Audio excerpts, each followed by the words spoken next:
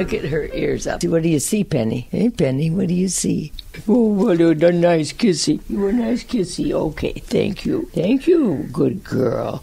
I like to have her close to me. I like that. If she wants to call it dominance, that's all right with me. Actually, dominance will not work, friends. We will allow Kathleen to pet the dog, but I'm going to have to ask you to make a sacrifice and not pet the dog. My friend Kevin is in this video.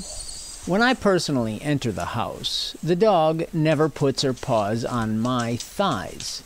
I do not pet her. The dog wants to put her paws on any person who may pet her. The dog believes that making you predictable must be followed by more provocation. If you pet her, she believes she must raise her paws and bark to keep provoking the person. My strategy of distracting the dog as she greets a visitor helps erase the dog's thought of jumping. But it's not totally effective yet, so I am asking you to pull up the slack. It should be legal to pet the dog once she has learned not to jump on all people. But for now, she intends to jump on anybody who will respond, or who may respond. You can, as I have, become somebody who the dog believes will not respond. She will abandon jumping on you. The dog believes her survival depends on dominating by making you predictable. If you are strong, in the dog's mind, she loves being low rank and relaxing. When the dog is high rank, she feels unwelcome by nature to relax. She must challenge you. And, believe it or not, wagging her tail as well as putting her paws on you is the dog's way of testing and challenging you. That's good. That's good. Good dog.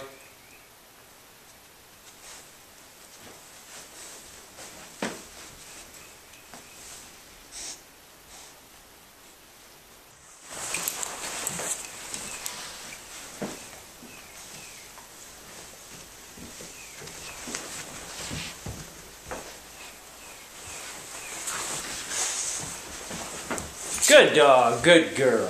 Nice dog, nice girl. Nice girl. Good dog, good girl. Good dog.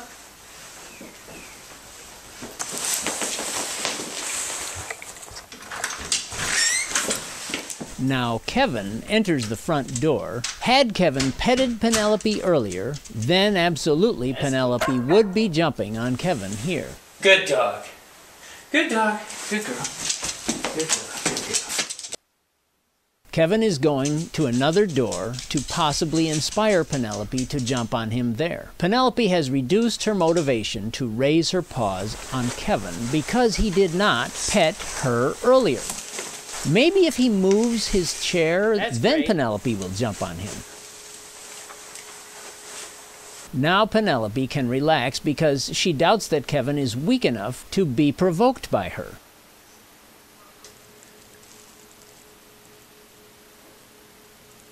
Kevin has been asked to pet the dog in order to possibly inspire the dog to jump. The dog may believe that she triggered the person to pet her. There is such a thing as safe petting.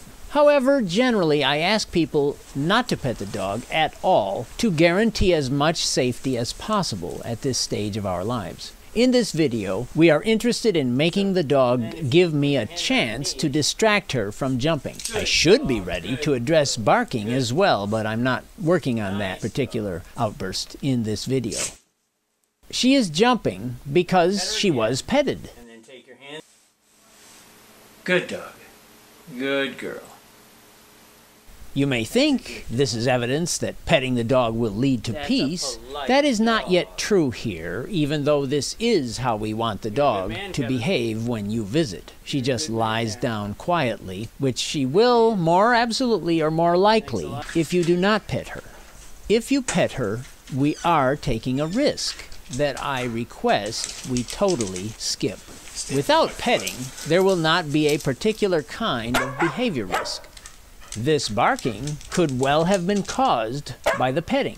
The dog believes that by walking up to the person, she triggered the petting. Since she scored, she must score again. She is genetically programmed to find more and more opportunities to feel like she is in control. And at the same time, she wishes she could abandon such dominant behavior. She wishes a person was strong enough to resist her provocation. Now here's a big tip. Praise the dog from a distance. When she hears you initiate contact from a distance, the dog's respect for you grows. She loves a person who surprises her with praise. You may pet her if you see her across the room lying down and you walk up to her and pet her. That is clearly you initiating contact in the dog's mind.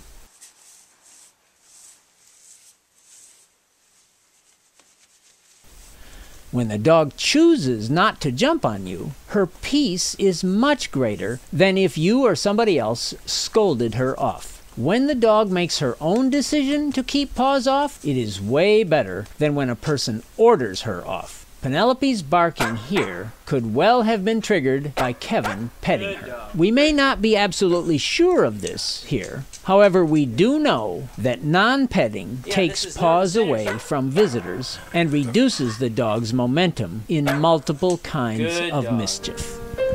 Good girl. Good morning, Penny. Good morning. How's my girl this morning? How's my little sweetheart? Huh?